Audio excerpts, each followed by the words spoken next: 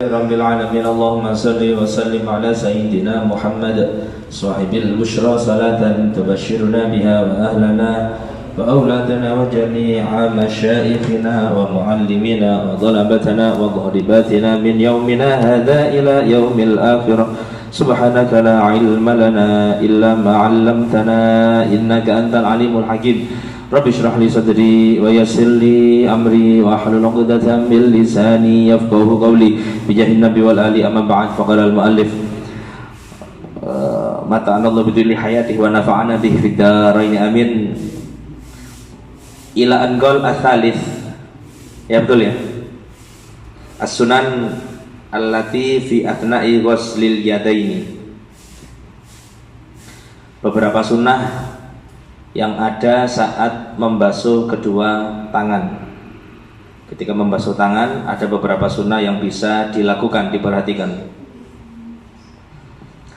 Al-awwal, sunnah yang pertama, an yabtadi'a minal kaffain. Sunnah pertama adalah memulai membasuhnya dari kaf, dari tangan, dari sini, dari jari, kaf. Yang disucikan dulu dari jarinya. Idza kana yasubbul ma' ala nafsi. Itu berlaku kalau apa? Kalau air diguyur atau kalau dia mengguyur air dengan sendiri. Kalau dia mengguyur air dengan sendiri. Wa idza sabba alaihi ghairu, kalau orang lain yang mengguyur, orang lain yang mengguyurkan air, wa mithlu sunbur, semisalnya ya Hanafiyah, keran, fayab tadi bil mirfak, maka memulai dari mirfak, dari siku. Ada satu catatan di bawah, ya, catatan itunya, lihat, hadza inda Romli, ini menurut pendapatnya Imam Romli. Wa amma inda Ibnu Hajar, adapun menurut pendapatnya Imam Ibn Hajar, famutlaqon yabda bil asabi, maka secara mutlak memulainya itu dari jari, fil yadaini wal rijlaini, tangan, kaki sama dari jari. Mau diguyur orang pakai keran atau diguyur sendiri, tetap gawe jari. Kalau kita cermati, diperhatikan betapa loman syariat itu kepada umat manusia, sehingga dalam wudhu saja bukan urusan wajib dikasih ganjaran. Kita basuh tangan, kalau ada niatnya, aku niat teko jari dhisik, maka itu sudah ada nilai tambahan. Ini kan bicara sunnah, artinya sesuatu yang kalau dilakukan ada nilai plusnya di situ. Jelas nggih?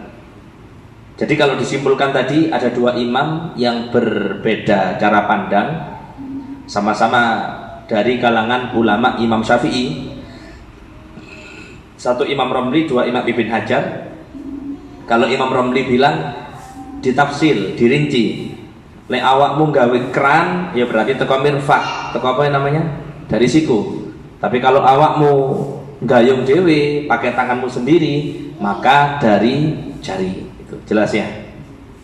Tapi kalau Imam Ibn Hajar lebih gampang maneh, mau pakai keran, mau pakai apapun, pokoknya lek wudhu basuh tangan itu mutlak diawali dengan bagian jari, kemudian baru dialirkan ke siku. Jelas ya. Saya nggak dari jari, nggak dari siku, Ustaz. Tekan ndi? Tekan tengah, nggak ono tekan tengah. Aneh-aneh ae. Wong ya saya ngene iki. Biasanya kita lihat orang ketika wudhu nggak keran itu kan ono sing buaya tekan fitness saya. Ya kan? Kan biasanya kita kene ae. Tapi tadi kalau orang gininya itu apa sih kon lek wudhu kok dari siku dulu, nggak dari jari dulu. Kalau dia ngomongnya aku gawe keran dan aku ikut pendapatnya Imam Romli, oleh ganjaran deh. Berarti kalau nggak ikut pendapat Imam Romli artinya nggak niat sunnah, ya nggak oleh ganjaran. Itulah pentingnya ilmu yang artinya niat itu menjadi pembeda antara satu kebiasaan dengan satu ibadah. Ulama itu sering ngasih contoh, misal contohnya ono wong lali gak poso, gak niat poso. Ada orang bangun, intinya malam dia gak niat puasa. Ilingi isu jam itu, ya Allah, saiki tanggal 1 Ramadan. Aku gak niat poso sehingga aku juga sahur. Orang tadi itu gimana? Wajib puasa apa enggak? Bukan wajib puasa karena Anda gak puasa sudah. Wis niat puasa itu kan malam hari. Lah terus gimana syariat menetapkan kamu wajib imsak? Apa imsak itu? Menahan. Podo-podo gak poso, podo-podo gak mangan, gak ngombe. Sing situ niat poso, sing situ niat imsak. Bedanya apa? Yang membedakan niatnya. Surahnya, gambarnya podo. Apa yang membedakan? Gak ada. Podo-podo lemesi, gak mangan, ya kan? Akeh turune. Tapi yang satu niat puasa sehingga pahalanya puasa dan gak ada kodok di situ. Yang satu imsak sehingga ya dapat pahala imsak ada pahalanya. Cuman dia masih wajib untuk kodok. Jelas ya? Maka kalau ditanya apa yang membedakan di antara keduanya? Niat. Di sini sama. Orang basuh tangan dari jari atau dari siku. Kalau nggak ada niat ngikuti siapa, ya ngene iki cara wudhuku mulai aku cilik diajari guru, ya ngene iki gak bakal tak ganti. Lah terus gimana? Ya sudah, Anda basuh tangan wajib, pahala wajib Anda dapatkan. Tapi cara kita, karena kita tahu itu adalah satu sunnah, maka cara kita menerapkan cara yang mana itu ada nilai pahala tambahan di situ. Paham ya? Wa yaqul inda ghuslil yadaini. Ini doanya ketika basuh tangan, ghuslil yumna, tangan kanan. Allahumma, ya Allah, a'tini kitabi, beri catatan amalku, biyamini, dengan tangan kananku, wa adkhilnil jannah, dan masukkan aku ke surga, biwairi hisabin, tanpa adanya hisab.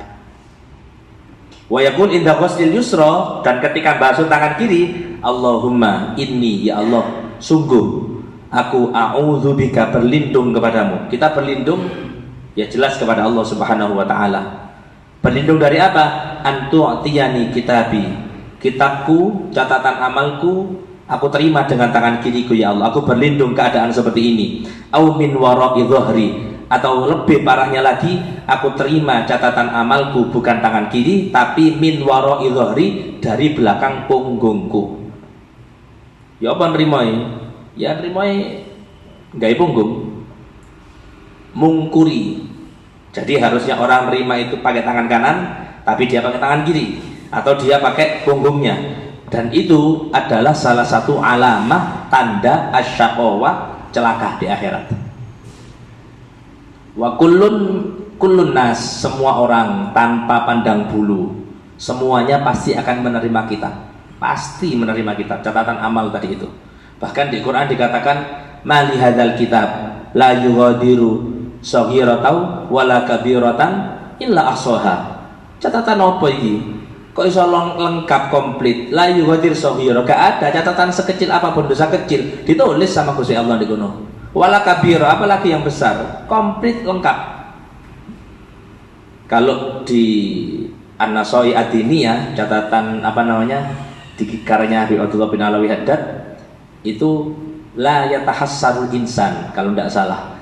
Beliau menyatakan seorang hamba itu tidaklah merasa menyesal, getun, gelo, kecuali ketika dia melihat lemarinya, karena nanti satu jam itu satu loker, satu lemari kecil gampangannya.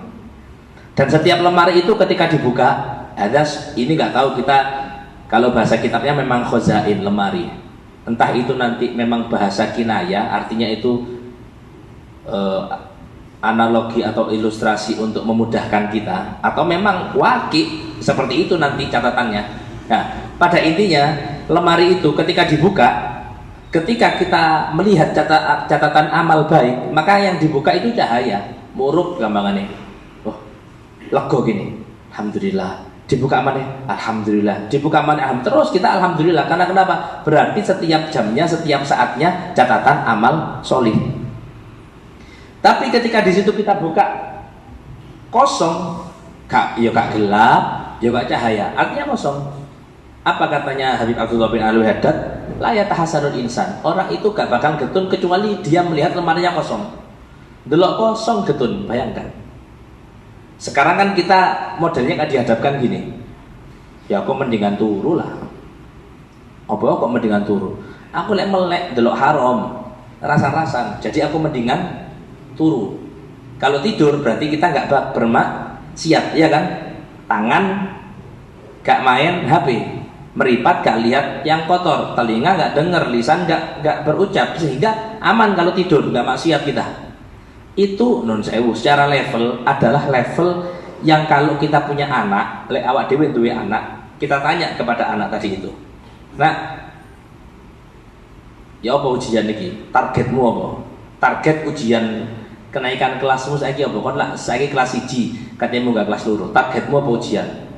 Mari kono anaknya dengan enteng dia bilang, "Sepenting munggah, Pak." Ini hati wong tua mesti kecewa. Ngomong apa kon? Sepenting munggah. Gak pengen juara, ndak lah apa, sepenting munggah aman wisan. Itu kan mental tempe lah gampangannya. Mentalnya gak dibanggakan sama sekali. Bahkan kita gak bakal menceritakan hal itu ke orang lain. Anakku keren, anakku. Apa? Lihat takoni cita-cita, keinginan nih saben ujian mung siji, apa sing penting munggah. Ndak, itu bukan membanggakan, bukan prestasi tuh. Tapi ketika anak itu punya keinginan tinggi, meskipun belum tercapai, tinggi keinginannya tapi belum tercapai, itu sudah jadi satu kebanggaan sebagai orang tua. Insya Allah anakku iso pinginnya ketinggi, pinginnya apa, pingin tadi juara, pingin tadi bintang pelajar, pingin ini. Cita-cita yang tinggi itu membuat bangga orang tua. Nah, maka sama ketika kita buka lemari itu tadi kosong, itu sama seperti orang yang pandangannya tadi yang penting munggah. Kalau kita memandang turu itu ya gak maksiat kan, turu kan gak maksiat kan itu. Tapi orang yang pikirannya tinggi, cita-citanya tinggi, gak melihat tidur itu gak maksiat. Apa? Kon lek turu pirang jam, petang jam, 3 jam, kon iso gawe maca kitab, kamu bisa baca Quran, kamu iso wiritan, kamu iso sholawat. Berapa banyak sesuatu nilai positif amal ibadah yang harusnya kamu capai, tapi kamu biarkan gara-gara kamu milih tidur. Dengan entengnya ada yang ngomong timbangannya maksiat. Oh, berarti melekmu di sini maksiat aja nih untuk ibadah. Melekmu bukan ibadah sing kon pikirno, tapi justru maksiat. Nah, jelas gitu. Artinya dari sinilah kita melihat ada satu perbedaan cara pandang antara orang biasa, ulama dengan tadi pasti berbeda, nggak mungkin. Wong Gusti Allah saja menyatakan kul hal yastawil ladina ya'lamuna wal ladina la ya'lamun. Gak ada ceritane wong ngerti gak bakal sama. Orang ngerti itu serba hati-hati. Orang ngerti itu serba menjaga semuanya. Akhlaknya dijogo, sembarangnya dijogo. Kalau pas cerita, oh iya, waktu ngaji sama ibu-ibu, almarhum Gus Dur dengan Habib Rizik itu kan sempat rame ku biyen soalnya mesti gak duit dosa lek kurang lahir sih 2000 pira rame itu sing situk ngilono FPI, sing situk menghina Gus Dur. Walhasil sudah rame gini-gini, tapi kita orang awam gak usah komentar. Tapi lihat bagaimana ilmu itu menuntut seseorang untuk bisa bersikap. Apa salah satunya? Ya memang dalam hal ini Gus Dur kan membela Ahmadiyah, ya kan? Yang kemudian menjadi satu pemicu Habib Rizik untuk melawan Gus Dur tadi itu. Ahmadiyah itu bukan Islam masalahnya. Intinya debat-debat secara ilmu ini terjadi perselisihan.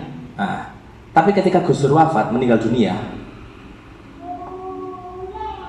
temukan satu video Habib Rizik yang kemudian menceritakan bahwasanya Gus Dur iki biyen punya amal jariah sing elek. Apa? Dhek belani Ahmadiyah? Ndak pernah. Alasannya simpel. Orang itu kalau sudah meninggal, itu dia sudah mendapati apa yang dia lakukan ketika di dunia. Jadi ketika di dunia dia melakukan apa? Dia sudah dapat semua di akhirat, sudah lihat semuanya. Kalau salah ya, misal Allah ngampuni diampuni, kalau salah dan Allah ngampuni pasti akan mendapatkan balasan dari Allah Subhanahu wa taala. Sehingga kanjeng Nabi meresepkan lek ono wong mati sebutno sing apik, sing elek cep mingkem aja disebutkan. Ada akhlak. Paham nggih? Kalau dhewe kan enggak, wong mati digawe bahan cerita kadang. Tapi Fir'aun itu Ustaz, loh, Fir'aun enggak masalah. Oh berarti kita cerita Fir'aun boleh-boleh. Cerita Namrud oleh, kon ngelek-ngelek no, kon tambahi Fir'aun laknatullah alaih, enggak masalah, enggak apa-apa. Abu Jahal laknatullah alaih, enggak masalah, enggak apa-apa. Loh kenapa kok kita menceritakan orang-orang tadi? Nah, orang yang diceritakan karena dia jelek itu selagi dia non sewu, mati nih gampangane mati kafir, mati dalam keadaan su'ul khotimah, diceritakan bukan untuk dihina, tapi untuk apa? Dijadikan sebagai pelajaran. Ada ilmu. Jadi ilmu itu nuntun orang untuk pandai bersikap. Insyaallah. Terus jadi baca doa Allahumma atini kitabi biyamini wa adkhilil jannah bighairi hisab. Ini pernah saya dengar langsung dari salah satu staf pengajar di pondok ketika ngajar. Beliau menyatakan, tapi doanya ketika itu membaca surat Al-Ghasyiyah. Apa? Terakhir itu inna ilaina iyabahum summa inna alaina hisabahum. Itu kan doanya ada dua yang saya tahu.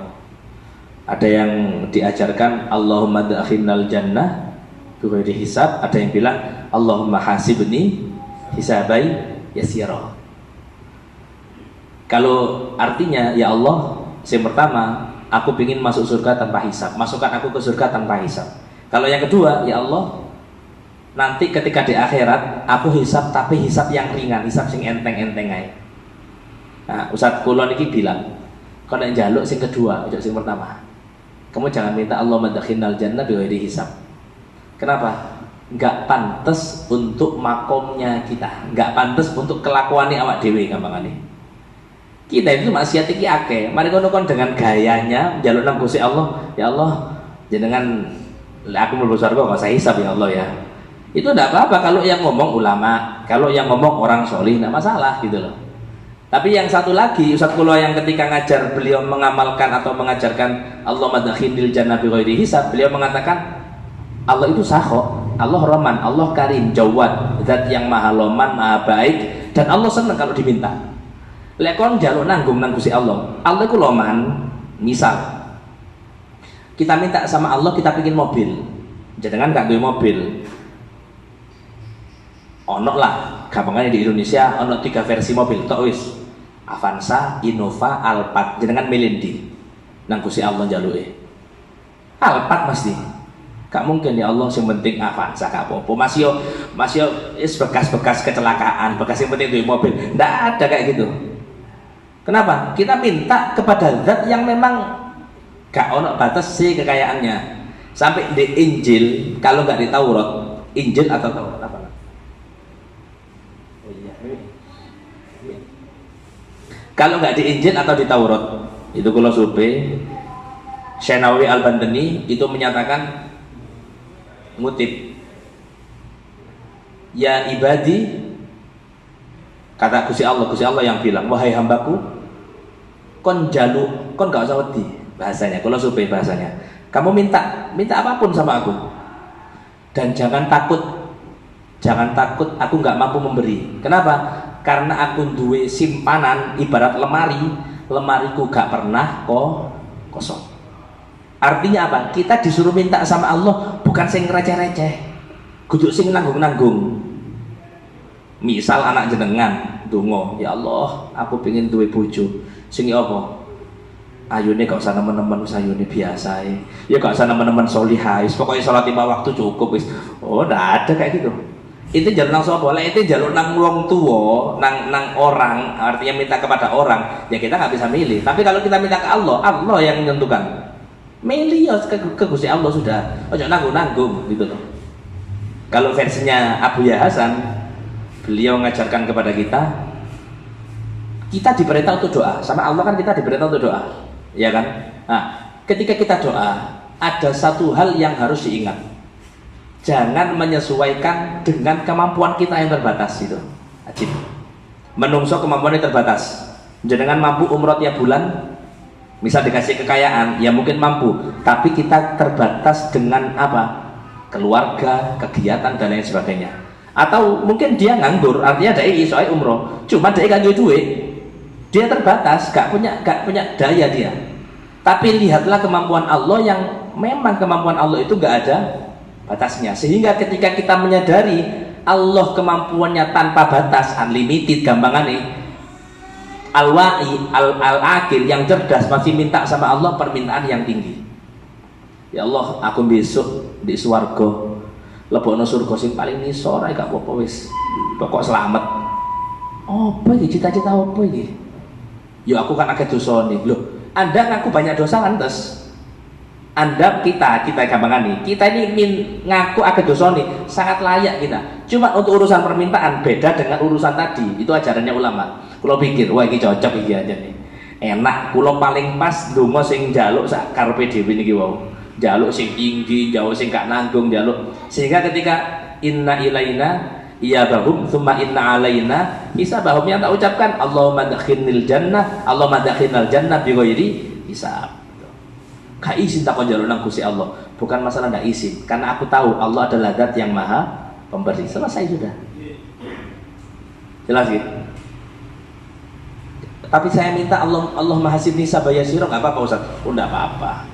Kenapa sih? Ya karena saya malu Ustaz, jaluk nang Gusti Allah. Orang sufi kayak gitu. Orang sufi itu salah satunya ada ta'ifah, sekelompok orang sufi. Mereka nggak mau ngangkat tangan. Bahkan mereka nggak mau lihat ke langit, karena setiap sesuatu kan ada kiblatnya. Cara kiblat kita belajar. Kulo kiblati, tak kene ustadz kiblati gitu loh. Ono kaya ono wong belajar ngadep nanti ngono nang etan. Mari nambah ngomong, "Lho kok gak ngadep ustaz ta?" Aku krungu. Ada mayas takbil kiblat, gak ngadep kiblat iki. Iku terjadi lek Jumatan. Khutbah kiblatnya mana? Ya kiblatnya ya sing khotib. Ono nek udah undahakan ambek nongkrong ambek anu ngadep nanti, kata Jumatan ngadep nanti. Ya, segala sesuatu ada kiblatnya. Jadi kalau sholat kiblat kita ya barat. Kalau sujud kiblat kita ya tanahnya. Kalau doa kiblat kita langit. Sehingga orang minta ke Allah itu biasanya nggak nunduk. Biasanya mesti, karena kiblat doa adalah langit. Tangannya menadah ke langit, menunjukkan pemberian itu mulia dari atas ke bawah.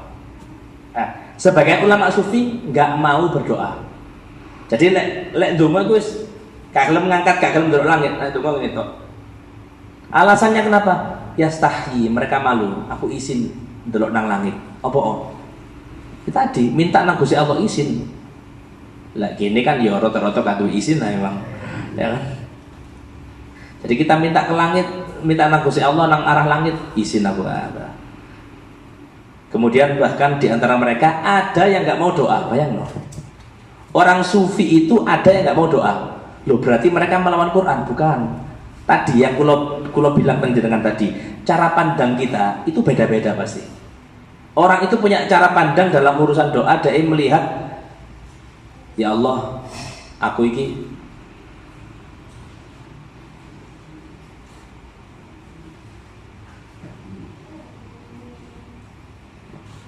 ya Allah, aku ini gak jaluk. Saya gak pernah minta, tapi moro-moro lahir Islam.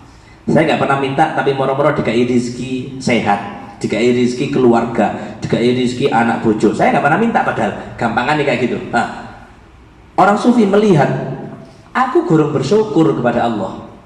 Lalu bagaimana mungkin ketika hamba yang banyak kurangnya ini belum bersyukur, si wani jaluk kepada Allah Subhanahu wa Ta'ala. Kulo disumbang, misal kali tiang Ustaz tak sumbang apa kayak tuku tanah di tuku tanah pojok itu dari tarai anaknya Kaji Mandori misal ikut didol 500 juta jenengan tak ilim sak miliar sak bangune. Oke. Iki wis aku wis bangun, wis tuku, wis bangun, beres sik sisa 200 juta. Mari kun aku sik ngomong nang jenengan iki kan utang. Saya katanya nyumbang yo bahasa kita gak duwe izin kan. Duit sik ono, bangunan wis beres, mari ngono sik tetep njaluk sumbangan. Karuan Anda punya hutang untuk pembangunan, Anda minta sumbangan, pantes gaya apa kayak utang tadi itu. Iki ndak, duit wae numpuk, tapi sik tetep njaluk sumbangan. Kalau masalah orang nyumbang gak diminta, pantes, paham nggih? Tapi njaluk sumbangan itu kan menunjukkan kita masih butuh, sedangkan kita sudah gak butuh gampangannya. Maka kita kepada Allah, orang sufi kepada Allah pandangannya kayak gitu. Aku juga sembarang nang Gusti Allah. Sik njaluk sik anu. Ya ndaklah izin gitu. Cuman lek kita ya enggak ada di posisi itu, sudah kita njaluk ae nang Gusti Allah wis. Mas yo sik syukuri ka ono. Akeh kufure njaluk ae wis pokoke. Saking gak duwe isine ku man ya. Subhanallah. Terus jadi tadi terkait doa, jenengan mau pakai versi ya Allah, aku minta kitabku diterima pakai tangan kanan dan dihisap yang ringan atau masuk surga tanpa hisap, bebas, jenengan pilih yang mana. Ini tak baca, yang saya tak baca ya Allah ma'atini kitabi biyamini wa hasibni hisaba yasira. Kenapa?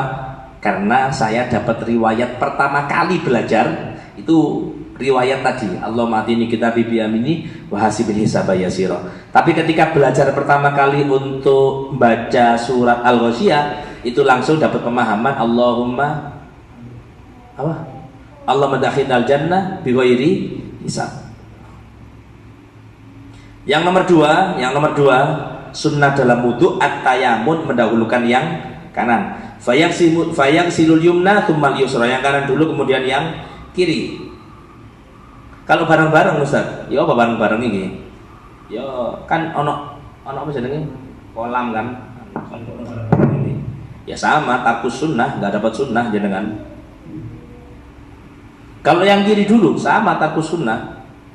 Yang bermasalah adalah ketika kita melawan sunnah untuk menunjukkan hukum, gak masalah kan? Gitu. Jadi ada unsur meremehkan, gak apa-apa kan? Masa dosa sih kiri dhisik? Nah, itu yang bermasalah. Kita wudhu kiri dulu, itu gak apa-apa, gak dosa memang. Cuman ketika kita sudah kiri dan kita ngomong, lah gak apa-apa sih nggak wudhu gaya tangan kiri dhisik, dilarang tak dalam agama. Itu kan dia menentang adanya sunnah. Artinya koyok-koyok ada unsur ihana, meremehkan sunnah. Kalau versinya Abu Yazid Muhammad, man tahawana bis sunan, man tahawana bil adab uqiba bihil manis sunan. Ini runtutan. Orang itu lek wis meremehkan etika, catatan iki nggih. Kita sama akhlak terlalu apa? Meremehkan. Akhlak gak penting. Pokoknya akhlak bukan diprioritaskan sama kita, maka kita salah satu faktor dampak dari kita nggak berakhlak, sunnah gak bakal ngelakon. Katanya ngelakon sing sunnah abot kabeh. Mau sholat sunnah, mau wudhu dengan cara yang sunnah, mau tidur dengan cara yang sunnah, masuk kamar mandi cara sunnah, semuanya ditinggalin. Kenapa? Kita nggak punya akhlak sudah. Dan man tahawana bisunan, orang yang sudah berani meremehkan sunnah kayak tadi, atasi sunnah, meninggalkan sunnah, nanti suatu saat dia akan meninggalkan yang wajib, pasti.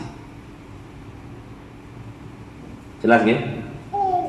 Jadi maksiat kita maksiat masih nggak bisa meninggalkan, belum bisa meninggalkan, tapi jangan pernah kemudian kita merasa benar dengan melakukan maksiat. Nomor 3, ad-dalku, gosok, sunnah digosok.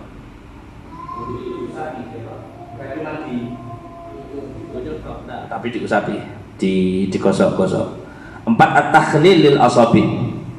Ini sudah pernah dibahas juga. 4 adalah takhlil, menyela-nyelai lil asabi, untuk jari jemari. Bi ayyi kaifiyah. Oh, kaifiyahnya bebas ini. Kaifiyahnya bebas dengan cara apapun. Wal afdol, tapi yang paling bagus bit tashbik, dengan cara tasbik. Wa huwa wad'u ihdahuma 'alal ukhra, meletakkan salah satu tangan di atas yang lain, salah satu jari di atas yang lain.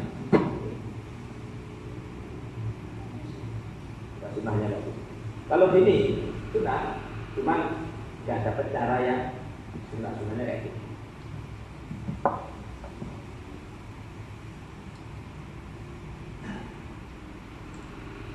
Jelas ya? Jadi bitasbik. Yang kelima, itolatut tahjil.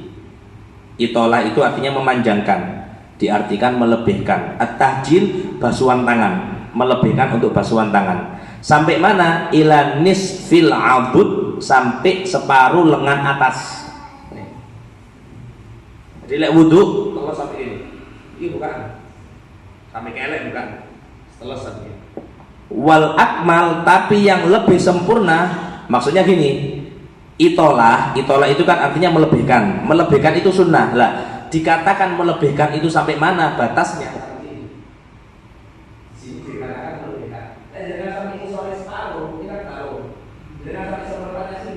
Nggak tergolong melebihkan, nggak masuk dalam itolah di sini. Jelas apa enggak? Dikatakan itolah kalau sudah sampai separuh. Sama kayak gini. Katakan ya Nabi kan, akrabukum minni manzila yaumal qiyamah aktsarukum alayya sholatan. Dalam satu riwayat, aulan nasi biyaumil qiyamah aktsaruhum alayya sholatan. Besok dina kiamat sing paling berhak dekat wong sing paling banyak sholawat. Nah, tapi kan dikatakan banyak ini berapa? Lek versi ini arek males 50 iku akeh. Wah, akeh sholawatku. Piro 50? Ojo ono 50, 10 akeh wisan. Mung kowe wong sing males. Tapi wong sing rajin 1000. Titik 1000 itu kok iso 1000 titik ya wongnya rajin, ada syauq, ada rindu, ono pingin nyambung sampai kanjeng Nabi 1000 titik. Bahkan mungkin kalau dia dengar amalan sholawat itu paling titik 10.000 nek 10.000 mesti dia bukan ngeremehkan ya, artinya tak kira paling titik 1.000 enggak cuma 10.000. Dia saking rajinnya 10.000 itu dikit. Lek duit titik, lek duit jangan 10.000 titik. Tapi lek bacaan 10.000, wadah mundur dhisik. Mosok sholawat 10.000, surga iku akeh dalane, gak liwat sholawat tok. Gaya lah ngono. Jadi baca sholawat itu kata kanjeng Nabi yang paling banyak, yang paling dekat. Akhirnya Imam Suyuti ngasih patokan. Imam Suyuti nggak tahu nih kalau ulama lain juga ngasih patokan. Tapi Imam Suyuti yang saya tahu, beliau matok dalam satu keterangan Habib Ali Jufri, aqallul iktsar, batas minim orang itu dinyatakan wong iki akeh sholawati ya. Batas minimnya 300 sholawat yauman walailah dalam satu hari. Sehari jenengan sholawat 300 itu jenengan masuk kategori banyak sholawat tapi batas paling rendah. Lek 100 belum masuk kategori banyak sih an. Ya sholawat ping 100 ngono ae. Cuman bukan banyak. Oke, paham Mas? Lek saiki 100, saiki 300, meni piro? 100 sae lah. Gak apa-apa. Gini aja. Gini aja coro-coro kita pakai aturan, kita pakai perhitungan. Habib Jindan itu ngajari, bukan ngajari. Beliau ngasih permisalan enak. Inti kan mau sholawat lah, itu baca sholawat dengan tasbih. Apa sih tujuannya? Menghitung. Bayangkan orang itu untuk kebaikan, kadang sih dihitung, gitu loh. Kecuali kalau batasan, maksudnya dipakai untuk sesuatu yang dibatasi. Contoh, Rabbi Firli warhamni watub alayya 70 kali kan? Ya jangan lekak itu nggak iso lah. Rabbi Firli warhamni watub alayya kak ngitung, pembiro paling 70. Itu kan dihitung ini. Ya paling kak ngitung aku ya salah, harus dihitung memang. Tapi untuk sholawat, istighfar itu kan nggak ada hitungan sebenarnya. Artinya syariat menetapkan kita banyak-banyakan sholawat. Tapi beliau ngasih pandangannya gini, lek awakmu sholawat dihitung, gak masalah. Untuk tahu kan berapa banyak mampunya anda bersholawat. Tapi kenapa anda gak pernah menghitung dosa gitu loh. Paling tidak dosa itu sedina jadi pertimbangan, perhitungan. Makanya ada satu ulama, Al-Muhasibi kalau tidak salah secara julukannya, orang yang selalu muhasabah, selalu apa muhasabah itu? Introspeksi diri. Beliau Imam Muhasibi ini zaman dulu kan kalender atau nyari kalender itu sulit. Dihitung umur. Setelah dihitung beliau umurnya 64 tahun kalau tidak salah. 64 tahun. Oke 64 tahun. Lah delok nominal 64 titik. Kan cuma 64 kan gitu. Setelah dihitung 64 tahun, beliau ngitung sehari berapa? Setahun berapa hari? 360 tahun, 360, 365, 6 anu kan di Masehi ya, anggap 360 Hijriah, 360. Sekarang tinggal dikalikan, 360 dikali berapa? 64. Kalian naik. Oh iya iya. 360 kali kira tadi 64. Kira itu 23.000.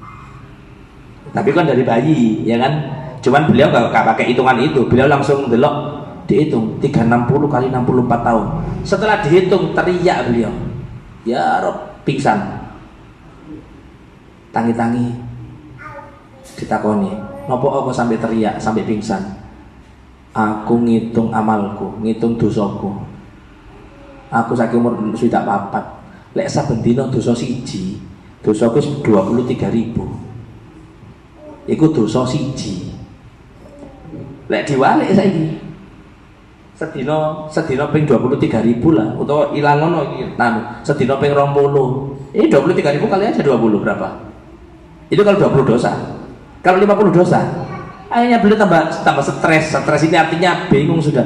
Ya Rob, makanya ulama mengatakan, ngajarkan kita doa, Allahumma maghfiratuka ausa min dzunubina wa rahmatuka arja indana min a'malina. Itu dosa, itu doa dipakai untuk apa? Ngerayu Allah Subhanahu wa taala. Loh, Allah itu suka dengan bahasa, suka dengan bahasa. Dirayu Gusti Allah. Apa? Oh iya, taruh sini.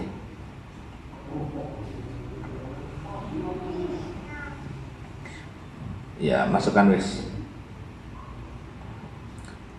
Jadi itu doa antum baca saben mari sholat.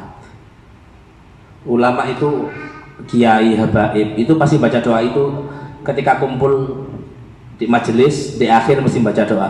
Allahumma maghfiratuka, ya Allah, ampunanmu ausa itu lebih luas dibanding dosaku. Dosa kita banyak, cuman ampunanmu lebih luas dari dosa kita. Wa rahmatuka arja indana min a'malina, dan rahmatmu, kasih sayangmu itu lebih jadi tumpuan saya dibanding amal saya. Misal amal kita banyak, sholat gak tahu telat, ibadah sunnah dilakoni kabeh, tapi kita masih mengakui bahwasanya bukan amal yang jadi tumpuan kita, melainkan rahmati Gusti Allah. Jadi ulama itu desain kalimat-kalimat doa itu salah satu tujuannya untuk tadi, supaya kita dalam meminta betul-betul sesuai dengan rahmatnya Allah, ampunan Allah. At-tahlil tadi, tahlil. Kemudian itolatu tahjil. Yang keenam, tahrikul khotam, bukan khotim, itu salah harokat. Tahrikul khotam, menggerakkan cincin. Ini kalau jenengan wudunya si pancet gawe ali-ali gak dicopot. Alladzi yasilul ma tahta. Tapi dengan catatan, cincin itu longgar sehingga air masih bisa masuk. Jenengan gawe ali-ali ini longgar. Wudu gerak-gerak nong ini sunnah kalau longgar. Tapi kalau rapat, jadi copot air repot. Nah, iki berarti jenengan gak gerak, no banyu gak bakal masuk kategori sini. Mana tadi?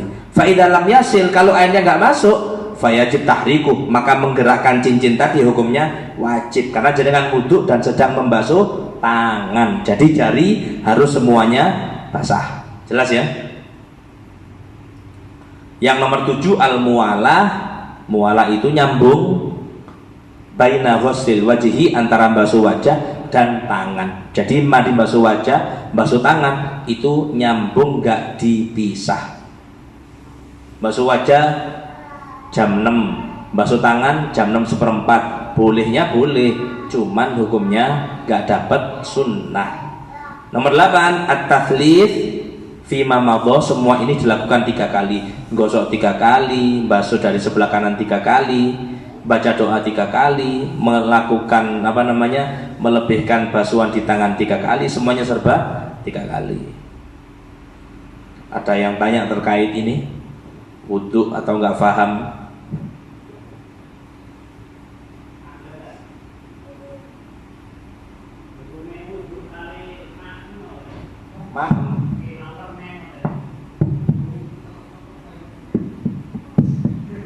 Lah gak apa-apa ya gak apa-apa, labas. Tapi apakah masuk kategori sunnah? Ayo sunnah. Makruh atau mubah, muterin di kono ae. Cuman wallahu a'lam. Kalau termasuk yulhi itu innamal hayatud dunya la'ibun walahun. Tulinan alias membuat kita lalai. Ya ayyuhalladzina amanu la tulhikum amwalukum wala auladukum an dzikrillah. Membuat kita lalai. Wudu itu kan fokus ibadah. Kita wudu itu ibadah, bukan persiapan ibadah. Wudu itu butuh ibadah. Ibadah ya kok sholat ya enggak. Wudu itu sudah ibadah. Sebelum Anda wudu, sehingga Anda disunahkan untuk tafrihul bal, mengosongkan pikiran, mengosongkan hati dari segala sesuatu yang menyibukkan fokus kita dari wudu. Wudu iso khusyuk nih kono. Karena wudu yang tidak khusyuk, itu otomatis berakibat pada sholat yang tidak khusyuk. Pasti gak mungkin tidak mungkin. Ustaz, aku mari nyoba apa? Wuduku gak khusyuk, tapi sholatku khusyuk. Cari sopo? Gak ono. Wong wis ketok wis apa namanya? Setelan wisan niku. Wong gak tahu belajar ranking, ngerepek iya paling. Nggak mungkin. Jadi sehingga dalam wudu ada adab. Nah sekarang mangan permen itu termasuk adab atau bukan? Gitu aja. Nah terus berarti gimana? Ya kosongkan mulut Anda. Katanya kumur-kumur ya apa? Leken bisa naik. Tapi kalau pertanyaannya boleh atau tidak, ya boleh. Wudu ambil rokokan Ustaz, oleh apa enggak? Oleh. Kita nggak bahas masalah adabnya, kita bahas masalah bolehnya. Boleh.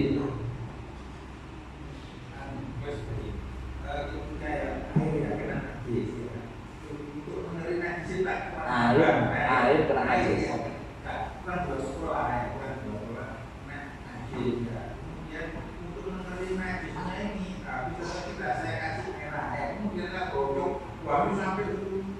Sampai merahnya hilang, ya kan? Apa tetap najis? Nah, kemudian keluar ya, sorry masuk.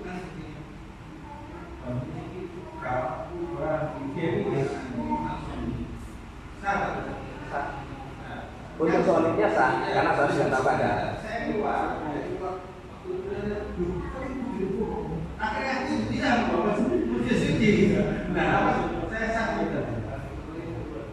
Maksudnya soalnya butuh bono.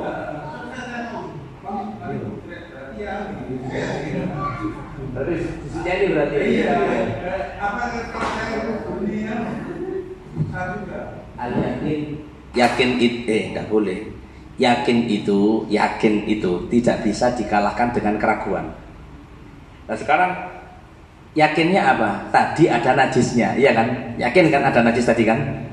Kemudian barusan ketok sonip wudhu di kono, Anda bukan yakin itu suci, tapi ada dugaan, perkiraan, oh paling suci. Terus apa hukumnya? Ya najis tetap.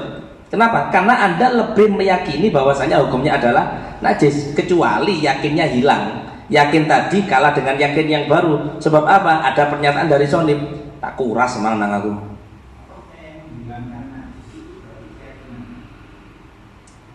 Maksudnya ya enggak. Kasusnya beda karena Sonip gak melihat ada najis. Paham enggak? Ini dua orang kondisinya beda. Yang satu tahu itu najis, yang satu enggak tahu.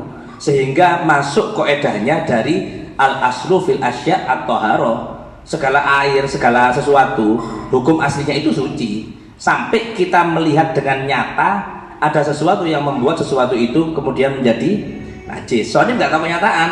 Dari kita aneh, oh banyak bersihnya ini kok. Wong kita aja jenengan saiki mulai nang jedenge pom bensin, ngoyo ndek kono, wudu ndek kono. Sah.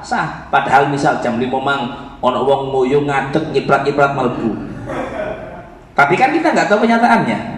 Dan kita nggak menghukumi sesuatu dengan tanpa pengetahuan yang pasti. Ya udah lihat zahirnya, sah, mari. Tapi kasus yang tadi kan sonip wudhu, Anda yakinnya apa? Ya najis tadi. Mari kalau dugaan sonip atau melihat perbuatan sonip itu kan hanya praduga bahwa sonib telah mensucikan apa babnya tadi, nggak bisa hilang gitu, tetap artinya najis.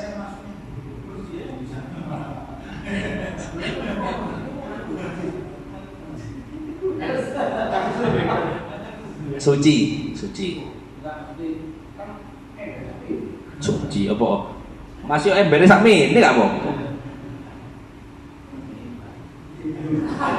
Banyune sak mene. Suci. Iki cerita pribadi ta. Loh, masalahnya kan gak rung yang ngadeg kan. Berarti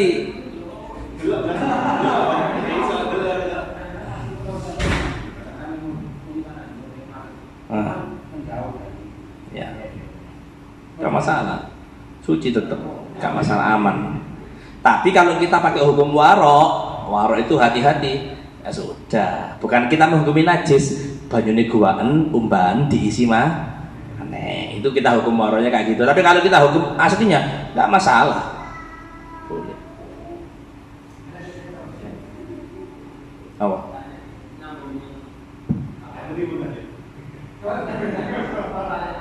Apakah Pak Kaji Amin ini wajib ngandani saya?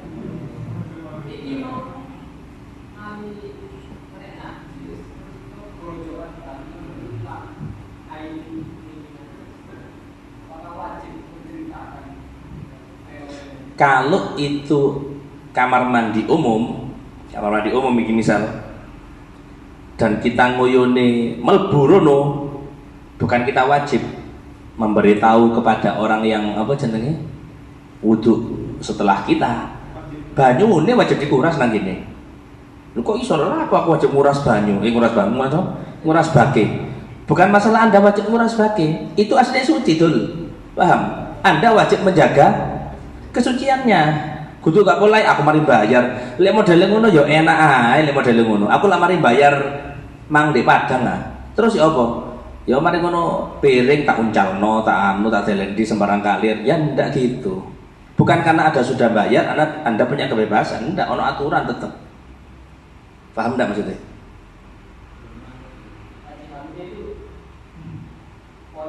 Wajib ngandaninya.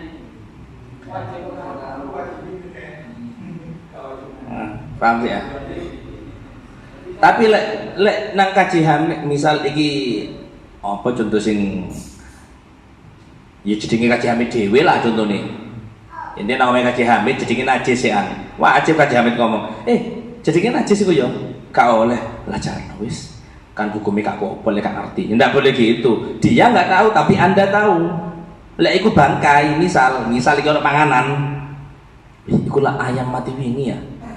Ya gak apa-apa, saya kan gak ngerti, saya ngerti aku tok. Anda wajib kasih tahu dia, karena dia mau melakukan sesuatu yang zonnya dia memang haram, sedangkan Anda tahu itu hukumnya adalah haram. Zonnya dia halal, Anda tahu itu haram, maka harus dikasih tahu. Ono polisi ono tilang, jarno gak ngerti, cek nek tilang aja sekalian. Kayak weru lah, kayak weru. Ojo luat kono, luat liyane. Ono polisi lagi anu.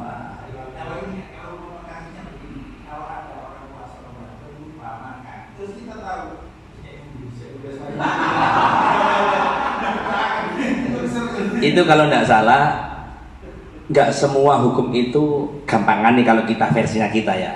Kalau kan kita gampangan nih koedanya bisa dipakai, dijadikan satu koedanya, enggak.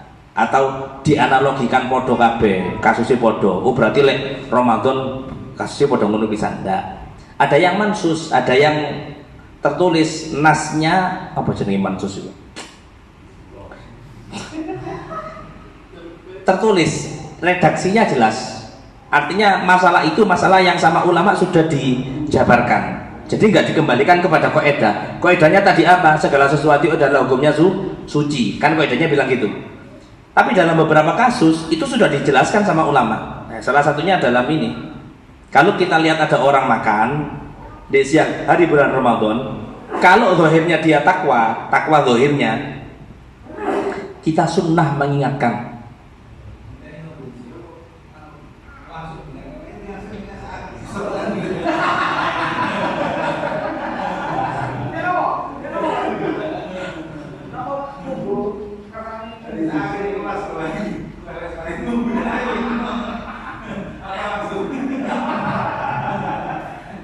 langsung dielingno.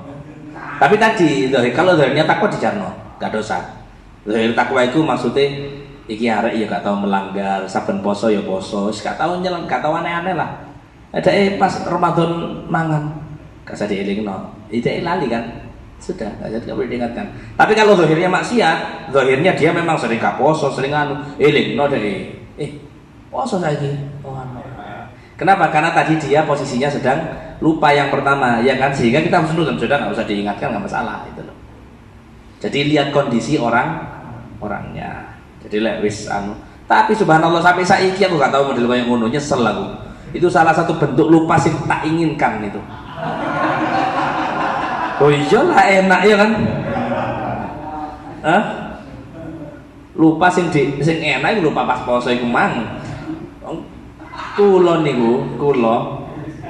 poso sunnah yang di pondok wajib itu kan cuma 2, Arafah sama Asyura, karena memang secara hadis jauh lebih kuat daripada semua puasa. Bahkan puasa Rajab pun secara level hadisnya itu masih di bawah puasa Asyura sama puasa Arafah. Tapi di mana namanya, di beberapa tempat Rajab itu jadi salah satu yang juga disertakan, artinya juga harus puasa. Di Babul Khairat tanggal pertama pasti wajib puasa. Di rumah Umi mengharuskan puasa kepada kulo istri wajib puasa meskipun hanya 1 hari. Nah, aku pas poso pas ngajak nang dalwah. Di dalwah gak poso Rejeb. Saya pikiranku semangat tok pokoknya. Poso mari ngono aku ziarah. Jam kedua hari Rebu itu kosong. Makanya biasanya jenengan ndelok aku update status jam piro? Jam 10, jam 11 di makame Abuya. Itu jam kosong Kula jam kosong sak jam tak gawe nang makam, tak laporno Umi kula teng makam ya donga pisan. Iku nang makam pikiranku nang manganan tapi. Iki jam kedua kosong, aku mari ziarah. Oh, ndek ngene lobi Mabna Abuya kono mangan-mangan enak. Apa maneh hari Rabu iku cara suguhan wis sambosa, pastel, kebab, wis enak-enak to pokoke pikiranku wis fokus panganan pikiranku iki. Jadi mari maca Yasin, maca ndonga sing tak pikirno ustad-ustad durung teko. Karena mereka sebagian ada jadwal kan. Nah, sing gak ada jadwal bisa makan lebih dulu. Ndonga aku. Langsung nang lobi mari ngene. Mari ndonga iso eling aku. Loh, aku lak poso. Ya Allah, iku eling sing getun aku iku. Ya kan, ya Allah kok iso eling, astagfirullah. Aku wis katene mangan iki. Asli wis tak rencanakno wis mangan pokoknya. Ya Allah lali. Ya jenenge kayak eling, ya sudah gak jadi.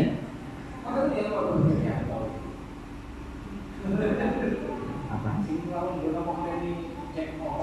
Enggak, iya tadi.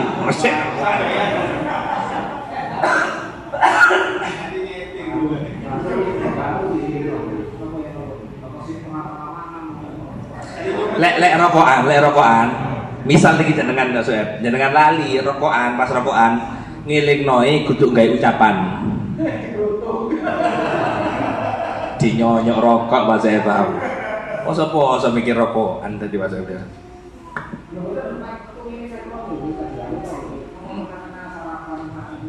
Delok keadaan orangnya. Lek orangnya zahirnya takwa, zahirnya ku wis apik, paham ndak? Aja dielingno, sunah ngelingno. Apa?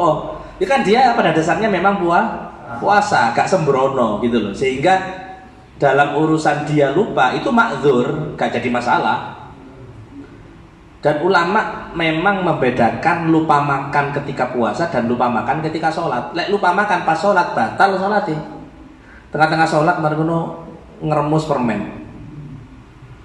Utawa mangan apa sholatnya batal. Hatta sedikit simsima itu wijen. Itu batas gedene bolehnya dimakan dalam kondisi lupa. Lek wijen siji tapi eling ya batal. Ini lupa tapi di atasnya wijen itu batal.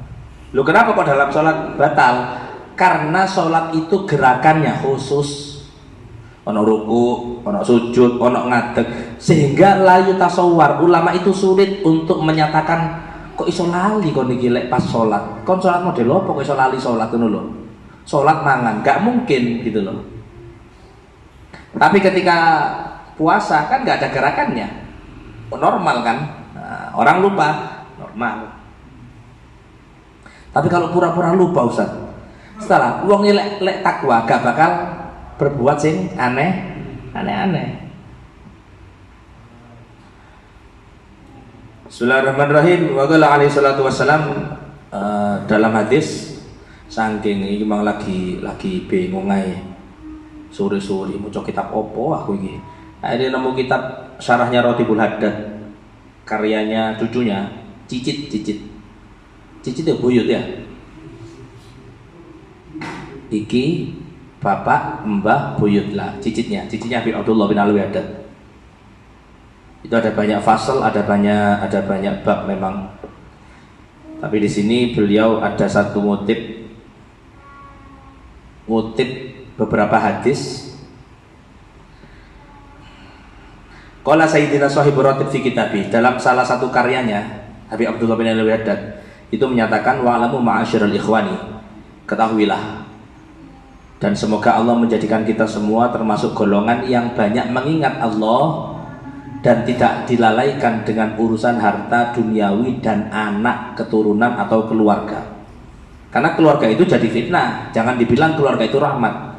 Keluarga itu fitnah. Ketika keluarga menjadi penghalang terbesar, kita gak deket sama Allah. Apa gak sholat jamaah kon? Aku ambil anak nggak bisa dijadikan alasan. Sholat jamaah itu berapa menit? Sak jam talek, sak jam pantas Anda bilang gara-gara anak gak sholat jamaah, pantas.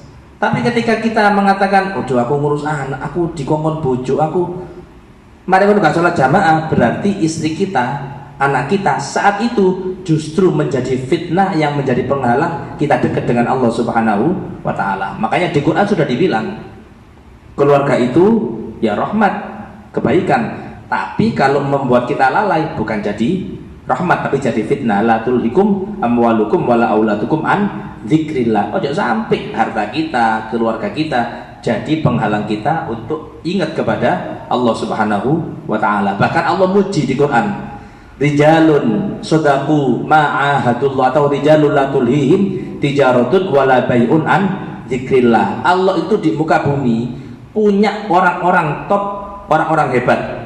Apa ciri-cirinya? Mereka berdagang, mereka punya uang, mereka punya harta, mereka punya usaha. Tapi yang perlu digarisbawahi, usaha mereka, harta mereka sama sekali gak pernah memalingkan mereka untuk lupa kepada Allah Subhanahu wa ta'ala.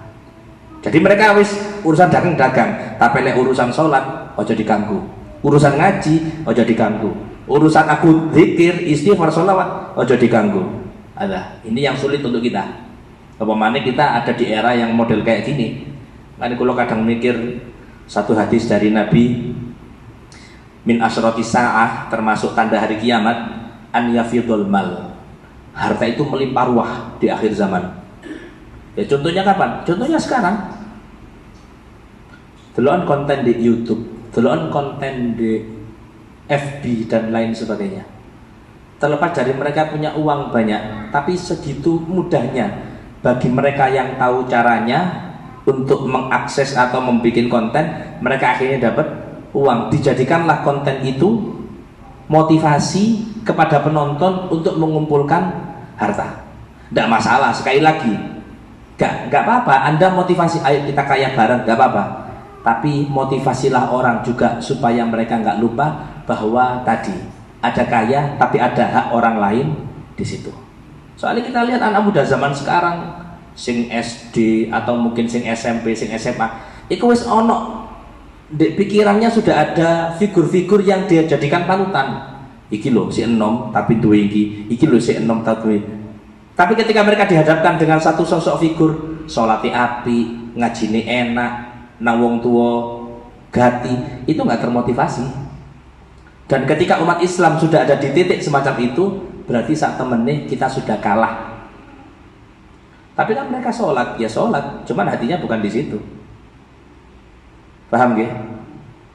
Jadi ayo jangan jauhkan orang-orang kita, keluarga kita dari kegiatan-kegiatan yang baik untuk mengingatkan. Ada satu postingan, dulu dunia itu butuh Ustaz, dunia itu butuh. Iya, siapa yang bilang nggak butuh? Karena memang Allah menyatakan wala tansa nasibaka minad dunya. Ya, akhirat butuh, dunia butuh, Ustaz. Terus, ya 50-50 lah Ustaz, paling enggak. Anda yang ngomong 50-50, itu saat temani Anda lemah dalam urusan akhirat. Simpelnya gitu, simpelnya nih. Kenapa? Anda mencari pembelaan terkait dunia yang Anda kejar sehingga Anda bilang 50-50 aja. Itu ojo cuma akhirat toh. Tantangan orang yang bilang ngomong tadi. Kalau kita pakai 50-50, pakai kalkulasi lah. Sehari berapa jam sih? 24 jam. Itu iso nggak 12 jam nyari harta? Saya yakin bisa. Fokus untuk dunia bisa 12 jam. Tapi kalau dibalik 12 jamnya untuk akhirat, iso? Nggak mungkin. Wong sholat 5 waktu kan khusyuk ya kok. Jadi kita nggak perlu mengatakan harus separuh-separuh. Enggak. Kita nggak usah disuruh nyari dunia. Kita sudah pasti cinta dunia. Pasti. Yang perlu diingatkan adalah ojo sampai dunia itu membuat kita lupa dari kewajiban kita itu aja. Jadi kalau cerita nih dunyo nggak rano aku gak jamaah, dunyo nggak rano aku gak ngaji, nggak rano cerita nih model kayak ngono. Kalau nggak salah ngaji Selasa itu saya ingatkan bapak-bapak atau di rotipan, levelnya kita itu levelnya kulo jenengan, wis kudu level. Alhamdulillah saiki sholatku sholatku gak bolong, bukan itu levelnya kita. Levelnya kita itu alhamdulillah saiki sholatku 5 waktu berjamaah, itu levelnya kita di situ. Wah apa Ustaz? Berat memang. Cuman kan Anda ngaji, kita ngaji. Saiki oleh ngaji apa? Mosok katene jamaah Jumatan tok ini. Gak izin tambah oleh ngaji. Kalau kita nggak introspeksi, kita nggak mau gerak, ya sudah. Namsi kita jalan, cuman jalannya di tempat, nggak ada perubahan sama sekali. Jadi tantang diri kita untuk melakukan sesuatu yang memang dasarnya berat, tapi itu untuk kebaikan kita di akhirat. Repot, aku gak iso sholat jamaah, coba tambah maghrib tak wis rutin. Alhamdulillah jalan seminggu, target, orang punya target seminggu jalan tak tambah isya jalan tak tambah subuh. Dan rasakan nanti betapa Allah ketika nyubo kita, nguji kita seiring ngambil Gusti Allah. Gara-gara apa? Sholat kita yang kita jaga dengan cara berjamaah. Beda dengan orang sing sholate gak tahu jamaah kecuali Jumatan tok. Kena musibah titik wis bingung kalang kabut kayak gak duwe Tuhan, kayak gak duwe pangeran. Jadi sekali lagi levelnya kita bukan sholat itu bolong menjadi dosa, tapi anggaplah ketika sholat jamaah kelewat itu berarti kita ketinggalan satu amal yang sangat istimewa di situ. Paham maksudnya? Ojo cuman ngaji saiki setahun niki koyo ngene, 2 tahun niki koyo ngene. Wong jenengan kerja lho duwe target. Saya kerja tahun ini, mudah-mudahan tahun depan bisa beli sepeda. Mudah-mudahan 5 tahun lagi beli mobil. Mudah-mudahan 10 tahun lagi bisa beli rumah. Sama ngaji kayak gitu. Ya Allah, moga-moga tahun ini iso tahajud gak bolong. Moga-moga tahun depan iso tak tambahi duha 4 petang rakaat. Moga-moga tahun ngarep aku iso khotam Quran minimal 2 bulan sekali. Target terus maju, dan itu bisa dapat kalau jenengan ada keseriusan ketika jenengan belajar menimba ilmu. Lek gak serius ya sudah. Orang gak serius itu sampai kapanpun hasilnya gak bakal serius pasti. Pemilu sing dulinan hasilnya yang bakal bulinan. Paham maksudnya? Ada waktunya serius, ada waktunya tidak serius. Mudah-mudahan yang sedikit manfaat kamu coba di akhir. Al-Fatihah. A'udzubillahi minasyaitonir rajim. Bismillahirrahmanirrahim. Alhamdulillahirabbil alamin. Ar-Rahmanir Rahim. Maliki yaumiddin. Iyyaka na'budu wa iyyaka nasta'in. Ihdinas siratal mustaqim. Siratal ladzina an'amta 'alaihim ghairil maghdubi 'alaihim waladdallin. Amin. Bismillahirrahmanirrahim. Subhanakallahumma bihamdika asyhadu an la ilaha illa anta astaghfiruka wa atubu ilaik.